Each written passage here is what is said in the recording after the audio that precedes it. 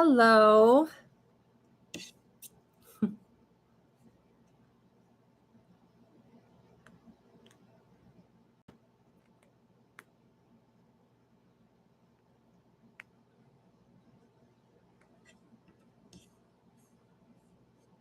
Welcome, welcome. Who all's here tonight? Please put something in the chat so I can see what you're doing. Thanks very much for joining. This Lessons from Leadership. I thought it would be a great idea for us to start a community where we would be able to get together and talk about some important things. Hi, Linda. Thank you very much. Really appreciate it.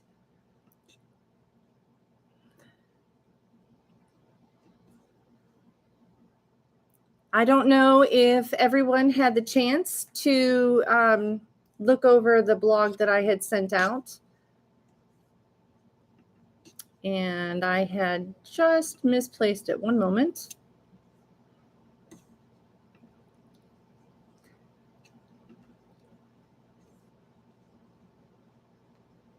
Okay. Looks like it's you and me, Linda. So I'm going to be kind of informal for a minute until other people come on. My sister is planning on coming or joining us. I put the blog, I sent it to some emails on an email list that I have. And then I also posted it on Facebook and LinkedIn, Instagram, those places.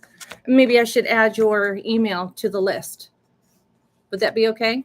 Or how would you want to get it? Let's see.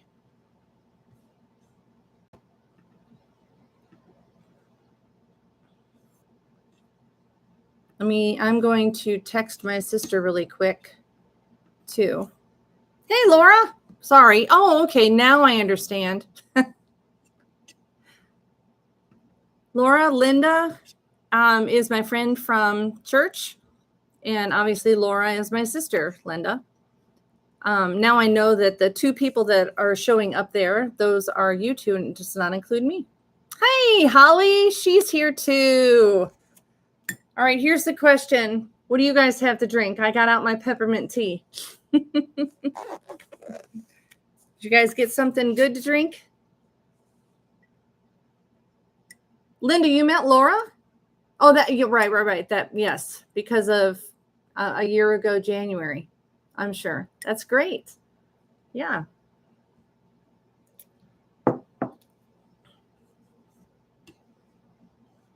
Oh, very good, Holly. Bottled water. What flavor is it this time? I think my camera's a little crooked. There we go. That might make grape. That's great. I love that. That's some good stuff. Really appreciate you guys joining. Well, that's interesting because it says that there are two people on here, but now I see more. So, anyhow. So the blog that I sent out, did you guys happen to get a chance to see it? Laura and I know, Laura, you're crazy busy lately with working and everything that you're doing. Holly, I don't know if you did. It's called Lessons from Leadership. And sorry for the awkwardness, but I tried to get my, some software to work really well so that I would be able to share my screen and such, and it just wasn't working. But anyway, I can show you. This is what I'm talking about.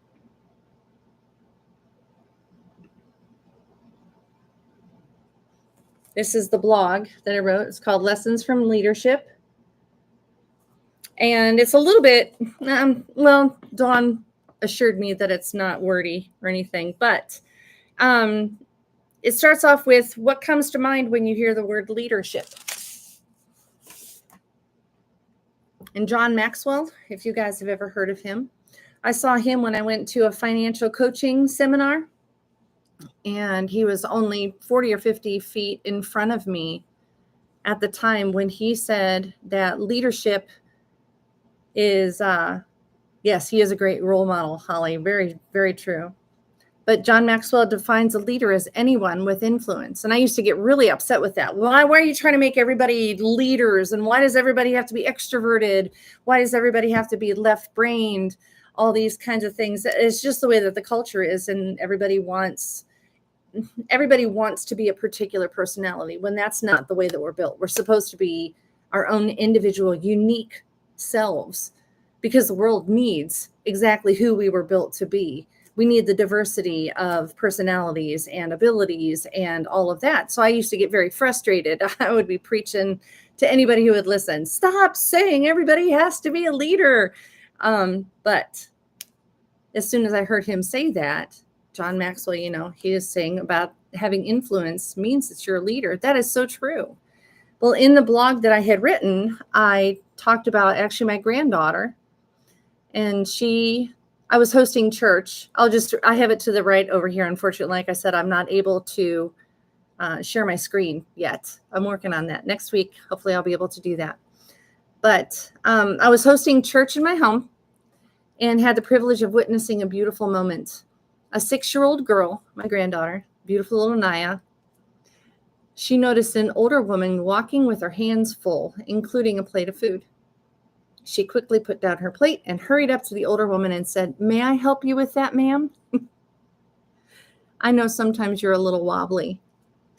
Graciously, the woman allowed her to practice empathy in a practical way, giving her the power to change the entire atmosphere in the room simply through her unassuming actions and tiny little voice.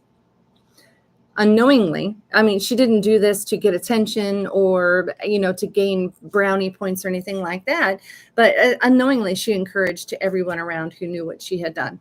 So that was pretty awesome. Linda, she was part of that entire interaction. So that was really cool that you shared the insights on all that. And then I realized after I wrote the blog that maybe I didn't get some of the details exactly right. Like it was at your kid's house, not at my house when we were doing that. But anyway, the point is still the same. Considering that we have influence, what are we going to do with that influence? It is said that we are the average of the 5 people we hang out with the most. So that includes us. What kind of influence or imprinting do we put on the people that are around us? And vice versa. It's, if you look around yourself, I'm blessed with the people that I get to hang out with. You guys who are here. Yes, Linda, you're right. Yeah, Naya, she did that out of compassion and concern. Very true. I'm super blessed being able to hang out with people Tuesday nights, as you ladies know, when we watch The Chosen and get together and just hang out quite a bit. And they're all very sincere, caregiver type people who want to do the best possible for the people that are around them. And that's the kind of people that we should be hanging out with. That's very helpful in turning us into the kind of people that we should be to spread that influence further. So I had a couple of notes here and there around the different place, but there have been some relationships that you can't always hold on to. And I know you guys would be able to come up with your own examples, but you can't really hang around with people that are exhibiting characteristics that you don't want to exhibit yourself. In particular, how about a person who just never shuts up? Constantly going on and on and on and on and on and on and on and on and on and on and on and on and on. Excessive talking. Either that excessive talking ends up being about themselves, or they're complaining about something, or they're angry, or they're controlling, kind of want to hold on to the conversation and not actually make any kind of connection. All those things. So anyway, what I wanted to talk about today was loneliness and how to become connected to people and help this loneliness epidemic to have less of an effect. I found an article about loneliness statistics. How many people are lonely? I mentioned something about this at church this morning, and I said that I had heard a statistic on the radio that 43% of the people that were surveyed said that they are very lonely. And 46% of people who were surveyed said that the only kind of relationships they have are very superficial relationships. So that's very sad to me, especially with my dad having been in a nursing home, and when COVID hit and all that, he was just devastated. And we watched all the people that were in that nursing home. Just the loneliness is quite impactful for anyone, especially people who are stuck in smaller areas like that. But this particular article says that over 60% of the adults in the United States report feeling lonely. I have to say that doesn't happen with me as much as it was there for a while, because I'm quite busy with my schooling and being able to keep up with this wonderful church group that I am a part of, and then also the Tuesday night friends that I have. And then on Fridays, I get to have Amma Day, where my grandchildren come over and I get to connect with my daughter and her husband. And even if it's brief, I get to connect with them.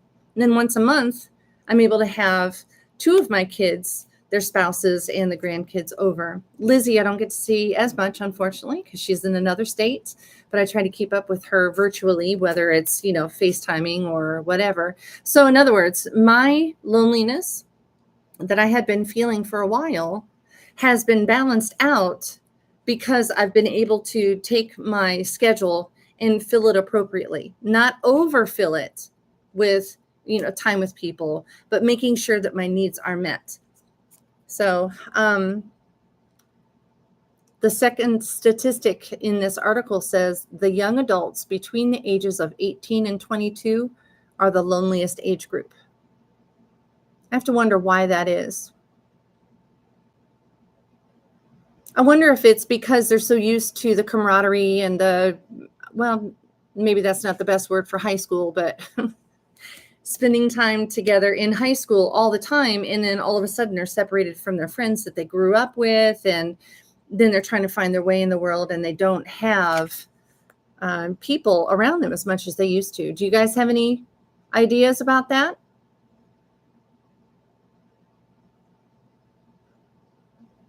The third one is the number of people who live alone, that would be me, has increased by 30% in the last few decades. That's pretty upsetting, honestly. Yeah. Thank you, Linda. Yeah, it is distressing to hear. This is the big thing that this next statistic is what propels me forward when I really got to get out there, and I've got to be talking to people, and I've got to connect with people, make eye contact. So many people don't even make eye contact anymore. But the statistic is that social isolation is as harmful to health as smoking 15 cigarettes a day. That's pretty bad. Loneliness can increase the risk of premature death by up to 50%. 1 in 5 Americans say they have nobody to talk to about important matters. I've talked about that to a couple of friends. Every once in a while that'll come up. I say, I'm sorry. I just haven't had anybody to talk to for, maybe a couple days. And my mind is so filled with all these things that I'm excited about. And so that I do this verbal dump on the person. I'm so sorry. I'm so sorry. But that's one of the things that's real. I mean, divorced and empty nester. The kitty, she's adorable, but that's only a one-way conversation. So it's very nice to have people to talk to about unimportant matters as well as important matters, things that get us excited and all of that. People who feel socially isolated are more likely to engage in unhealthy behaviors like smoking and drinking alcohol excessively. Of course, there's somebody that comes to mind that we all know about that. Men are more likely than women to report feeling lonely, but women are more likely to seek help for their loneliness. So that's good. Women do have a tendency to be a little more social, I suppose. Of course, I'm trying to think about my comment there and make sure that that's accurate. I think so. Yeah, because we usually, even back before modern times, women would go to the river together to wash clothes together. They would be raising their kids together while the men went off to go hunting or, God forbid, go off to war, that kind of thing. Ah, Laura, thank you. I appreciate that you agree. People with disabilities, especially those with mobility impairments, report higher levels of loneliness than those without disabilities. And I wouldn't even say disabilities. I would say people restricted from any health concern or just not having a car. Those are mobility impairments. Yeah. The COVID-19 pandemic has exacerbated feelings of loneliness and social isolation around the world. Chronic physical illnesses like heart disease and diabetes can increase feelings of loneliness and isolation. That's an interesting thing, because I would think that it would be the reverse.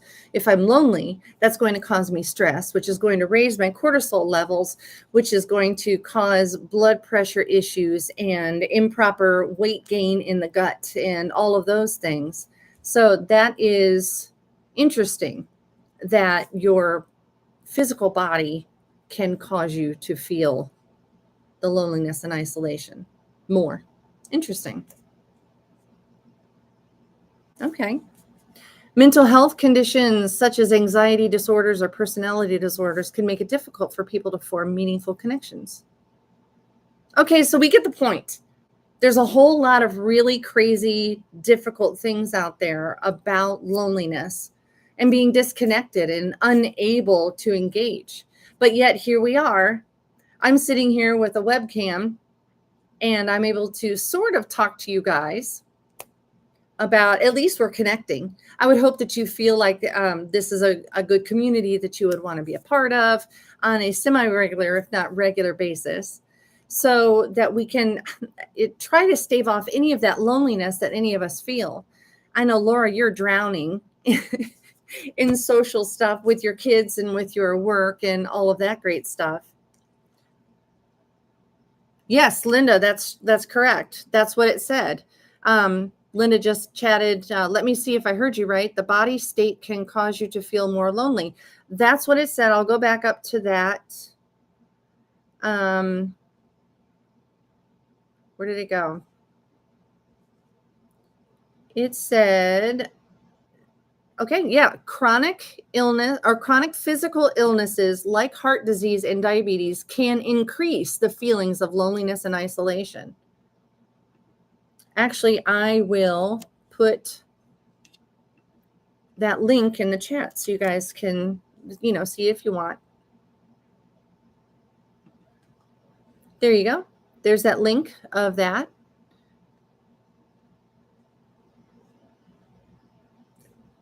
Nice. Yeah, so we hear all of these things that are so difficult. Oh my goodness. The same study said, it said nearly half of all Americans report feeling lonely sometimes or always. And the same study that found Generation Z, which is ages 18 to 22, at least according to this one, it depends on who you're talking to, what age range, whatever, but it's the loneliest generation, with 79% reporting feelings of loneliness. Okay.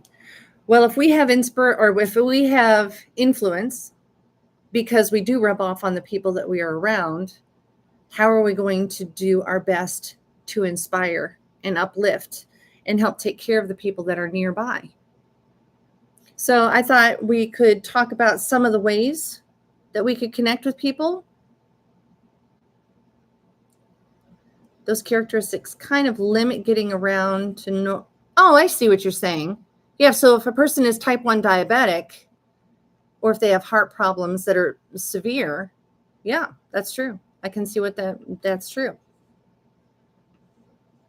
There is a movie that I saw that was Robin Williams, and I meant to look up the name of it. He played a doctor. Patch Adams, that's it. I wanted to say that. Anyway, Patch Adams was this incredible physician who, if I remember right, he was a little bit older when he tried to get into med school, and he got all this kind of pushback so that they didn't want him to get into school. I forget the reason why. Maybe it was because he was not the same age as the other students or whatever. But he did what he could after he finally got through all that, and he was able to get into practicing. He talked to his cohorts, as the people that were with him going through med school or residency, or whichever, level of the training that they were in, that just to do something startling when you come across someone and watch their reaction. I remember particularly he was up in a tree on the college campus, and you couldn't see him, but then there was, just sidewalks walking through. And there was this older woman, I don't know what she was doing there, but she was walking along, and you could see she was just kind of slumped over a little bit and, furrowed brow. And she was obviously under the weight of the world. Well, Patch Adams, the character that Robin Williams played in that movie, he just dropped down out of the tree like a penny drop kind of thing. He was hanging from his knees on the limb. And he wasn't, of course, he wasn't anywhere near where he was going to run into her or anything like that. But she was startled and instantly angry about it. And the guy who was watching the entire thing, which was Patch Adams' friend, he was like, yeah, see, I told you can't do this to everybody. And Patch Adams was like, wait a minute. And the older woman, she turned around and, kind of slyly, and she just beamed this gigantic smile because somebody actually broke down her shell and surprised her and made a real connection. Now, that wasn't a conversation or definitely not a relationship that was going to go past that point, but she knew that she had been seen that day. And I think that that's one of the things that we can do with our influence to inspire others. There is a TED Talk that I have seen that is just, I love it. I love this TED Talk. And I will share that in the link with you as well. You would get a kick out of seeing this. It's only about 11 minutes long, if I remember right. But this lady, her name is Molly Kay, and she has found an interesting way to combat loneliness and isolation and all of those things. Well, she's decided that instead of wearing what she calls invisiwear, the kind of clothes, that a mom would wear, she's in the middle of raising children, I believe, at least she was talking about that particular time in her life, where it's basically athletic, stretchy clothes where she can just get in and out of the car really fast, and she can take care of her kids and take care of, all the needs of the household and go to work and all these things. But she calls that invisiwear. And now she has decided every Tuesday to dress basically like Jackie Kennedy. So she has her pill cap on, and she wears gloves, and she oftentimes will have a large flower or something like that on her shoulder when she's wearing obvious 40s and 50s attire. Because she wears those things, people say, oh, I love your outfit. She draws people in rather than shocking them like Patch Adams did. But still, a connection is made. Now, that kind of a connection where somebody is willing to approach her because of her outfit, maybe that connection could turn into a conversation, which could possibly turn into a relationship of whatever level. Even if it doesn't make it to a relationship, and it's just a couple of back and forths in a short conversation, we know that her influence has inspired the other person to stand a little bit taller, to maybe dress a little bit differently, to catch attention and to start conversations and to start working against this loneliness epidemic that we're all dealing with all around the world. It's so frustrating to see so many people.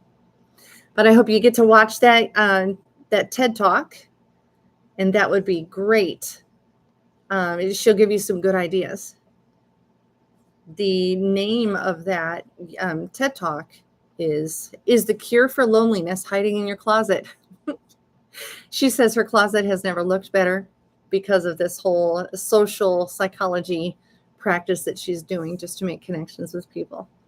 I would love to dress like that too. There are lots of times I would love to wear those beautiful dresses that women used to wear in the 50s with the gigantic skirts and the interesting necklines and all of that. But that's kind of difficult to do sometimes. Let's see. In the blog that I had sent out, maybe I could even share it now into the chat, just in case. I know you guys might have already seen it. Maybe you did, maybe you didn't.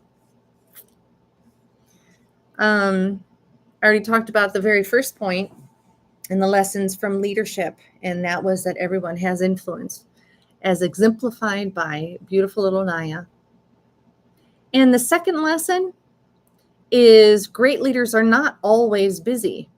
Now, the first way I took that was, some people pack their schedules so full that they just don't have time. They don't have time. I have a couple of friends actually their schedules are so full that unless we are doing the exact same task at the same time, there will not be conversation at all. We may part ways because we don't have any tasks that we can do together anymore and still consider each other very good friends. But having too full of a schedule, as you can see what I'm talking about, can also separate people, which is sad. The most important thing in the world is connection with people and uplifting each other and being part of community and just a positive influence on the culture of whatever we can stretch our influence into. But one thing that they were talking about in this particular, I wrote the blog, but the inspiration came from Steve Jobs and who else was it? Warren Buffett. The world leaders or the people with this huge amount of influence, Tony Robbins even, or Robin Williams, right? All those people with this gigantic amount of influence in the world, and they have a tendency to uplift others in whatever way. They're readers. They sit back and they read. They have specific chunks of time in their calendar for, I forgot his name, the guy, not Steve Jobs, his alternate, the Windows guy, not the Mac guy. Anyway, he spends an entire week where he shuts off everything, every connection to everything, and just goes away for an entire week every year to read books and to think about what he's reading, to process thoughts that had been left unprocessed because there's so many connections or distractions, hindrances, whatever in regular life. So that is something that gives you that does not fill your calendar, that practice of blocking out time for reading and for thinking, that does not disconnect you from people. Actually, it's the opposite.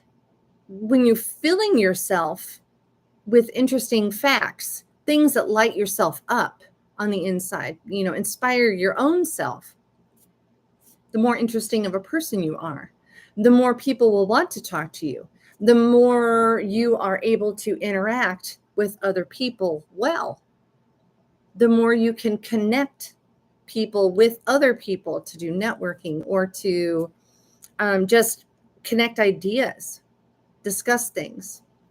So that's another great way to use your influence to inspire others. A third way to inspire others is kind of by example. This helps with the loneliness epidemic as well. Because if you're taking care of yourself and all of the 6 dimensions of health and wellness, as you can see on my website, coachamypratt.com, if you're taking care of all of your own self-care, then that is a great way for people to want to connect with you as well. If somebody is like gross, well, you can imagine the kind of people that, you don't really want to talk to, you kind of instantly want to walk around. It's people who look angry because they have not given themselves enough emotional space, or they haven't processed things as they should, whatever. So taking care of yourself, doing an excellent job of working through past traumas, or working through making your house hospitable. All of these things, your physical environment, all of that, that's very helpful for combating all the loneliness that's around in the world. Anybody have any examples of ways to combat loneliness? Because I have a couple more, but I don't know if somebody could jump into the chat and offer suggestions.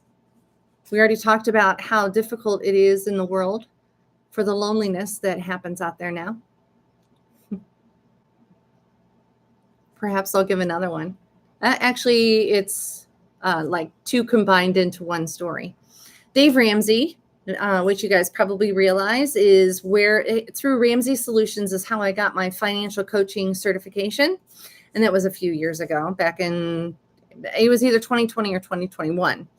But he tells this story about the wonderful things that you get to do after you've taken care of your financial life and gotten yourself in order in that direction, and you have created space or margin within your finances. He says that it's just the most fun he's ever had when he goes into some place like the Waffle House, or that kind of a place. And when the server comes to the table, he notices their name. Hi, so-and-so, Susie, whatever. How are you today? And actually engages in conversation. There was a person that I knew that actually used to ask the server by name, is there anything that I can pray with you about? And I thought that was a great way to connect too. But back to Dave Ramsey, he would talk to them like they're regular people. So many times we just ignore the cashier or ignore the server. Yeah, this is what I'll have. Can go away? I'm here with this person. I'm going to talk. Well, another way that he did, because he has his financial life in order, to connect, make people feel seen and uplifted and inspired because of the influence that he has, he'll leave a ridiculous tip. There was a time that he was talking about, I think he gave a $300 tip or something. And because it was a Waffle House there, the whole front of the restaurant is just windows. So he left that there at the table, on the credit card slip, like a $300 tip or something. And then he kind of scooched out quietly to go sit in the car with the people that he had with him there in the restaurant. And he's like, wait, watch. And they got the biggest kick out of watching somebody just light up. And I believe it was Christmas Eve even, but the server lit up and felt seen, obviously, and so inspired. Now, not everybody can do that kind of stuff. I know I can't currently do that kind of thing. But what a lovely way to connect with somebody, just greeting the cashier or the server by name. Any other ideas?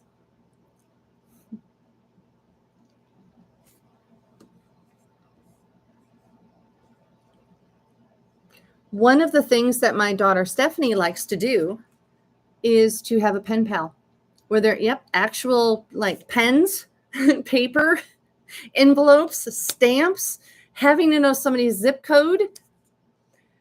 She had a friend that she used to do that with all the time. And then they even got wax seals for the backside of their envelopes. So that was really cute. That's another great way, because a person feels like that, somebody took an extra couple of minutes and the trouble to connect with me by writing me a letter. How cool is that? That wonderful stuff. So it's already been almost 35 minutes, and I don't want to keep you guys forever, but I did want to talk about something that is coming up next week. By the way, I should say this. Next week, we'll come up with another blog, and that should go out Tuesday about a different subject regarding lessons from leadership of some sort. And then next Sunday, we'll be able to talk a little more in depth about that conversation, whatever it is that we end up with. So the other thing is that I am going to be leading a class in the financial mindset. Barbara Stanny has written a couple of books. Maybe I could tell you a little bit about her. But she has written a couple of books about financial mindset and how she came from the household. Her dad was one of the two men, and I guess they were brothers, that had started H&R Block. So, you would think that she'd be extremely good at money, but there was this underlying understanding that women don't touch money. It was the man's job to take care of money, and to, the woman's job just to, just leave everything to him. Hey, there you go, Linda. That's right. Invite another lonely person over. Right. I know you do a great job of that. I don't know if you're still meeting with somebody on Sundays, but I know that you purposefully get out there and meet your neighbors when you can. Yeah. It's one of the reasons why our Tuesday thing over here at my house has become kind of successful. It hasn't gotten out of hand. There's not too many people that come, but we have an intimate group there. I think that's a great idea. Yeah. So Barbara Stanny, she actually got married to her first husband. Obviously didn't last very long. He was a financial planner, and he blew all the money accidentally, trying to invest, and he invested poorly. And being a trust fund baby, she did not have the tools to, and being a woman coming from that background, she did not have the tools to understand how to handle the money after she divorced him. And then she also had this mindset that was broken. Well, I can't do that because that's too hard. Well, obviously, this information is not applicable just to women, although women they are more burdened than men, generally speaking, with financial blocks in their minds. So anyway, I do want to have that study very soon. And two of her books. One is called Overcoming Under-Earning. Sounds like it's just about money, but again, it's about mindsets. And then the other one sounds like it's just for women, but it's not.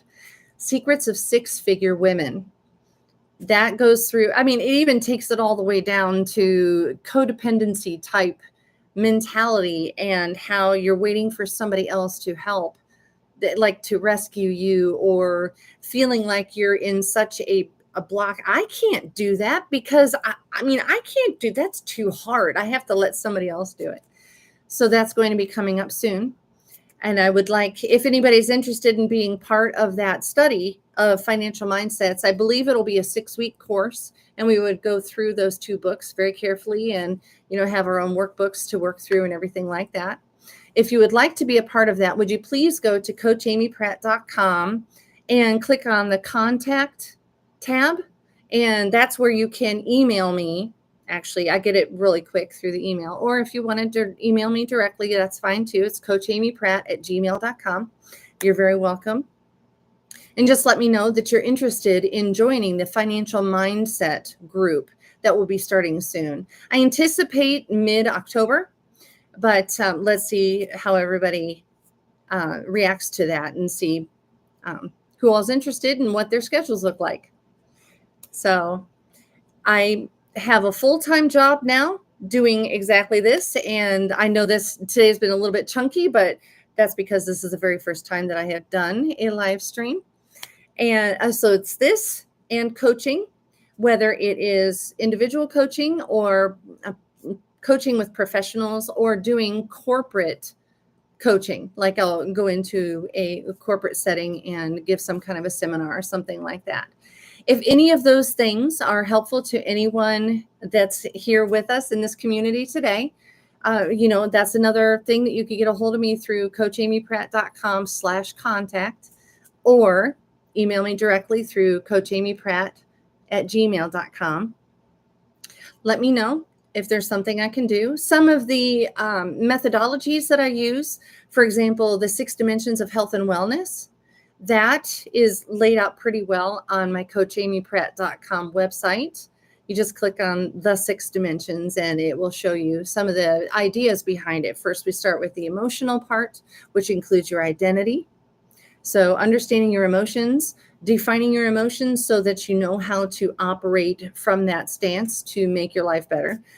There's a little bit longer of an explanation than that on the website. And then your mental habits, basically making changes in your life across the other dimensions of health and wellness to improve 1% at a time each day, but always making that progress going forward. And then third, taking care of your physical body and your physical environment. And fourth, there is the your vocation, what you do as your calling, whether it's your career and it monetizes or not. What is your calling, your vocation, your wellness? Are you doing what it is that you have been put on the world or in the world to do? Because we definitely need each other to be stepping up into the positions that only we can do as well as we can do it. Then we talk about the social wellness. And of course, that comes up with discussions like boundaries, having proper boundaries. That doesn't mean have firmer boundaries all the time. Sometimes that means lowering and softening your boundaries. But yeah, talking about boundaries and the quality of your communication skills, practicing those communication skills, how to ask good questions to, like we were talking about on this, Lessons from Leadership podcast. It's how do you take your influence and inspire others? Well, you can dig deep by letting them know how much they matter by asking questions and getting very good at it. I know that Jeff Gilliland is excellent at this. He is, I don't know how much younger than I am, but he is impressive with that. And that really inspires me to do even better, even before I went through my coaching training, which was learning how to ask questions and connect with people, and then remember those things for another time. Okay, so that was 5 of them. And then the 6th one, after you get all 5 of those put together, the 6th one being financial wellness, that is pretty straightforward. We're no longer using money to fill the holes in the other dimensions of life, like trying to impress people, or if our emotions are so out of whack and we don't know who we are, then we, use our money in maligned ways. So that is one of the methodologies that I use in more of the individual or professional life type coaching. But there's also Finding Financial Peace, which is an entire presentation that I have laid out in there that talks about what we can do. In the corporate setting, I could come into a break room or whatever, or the seminar room, whatever, and be able to help people out that way. But I really appreciate you guys joining me this evening and how we've been able to kind of discuss the loneliness epidemic and how serious it is, the ramifications of loneliness, and just some of the thoughts about how to combat it. This community is supposed to be, I had it written down over here, so we wanted to just build our community and make sure that this is a place where you can come and join every Sunday, 7:30 p.m., and just hang out with some friends and talk about some of these things that hopefully will inspire you just a little bit for the next week, to help the people around you and help yourself. So I hope you enjoy watching that TED Talk with Molly Kay, and also reading possibly the blog. There's some more ideas on there. It's a lot longer than that, but really appreciate you guys. And You inspire me already, all the people that have been on here, and I appreciate that. I believe in you wholeheartedly. I love you very much, and I trust that you're going to have a wonderful week. Thanks very much for joining. See you next Sunday.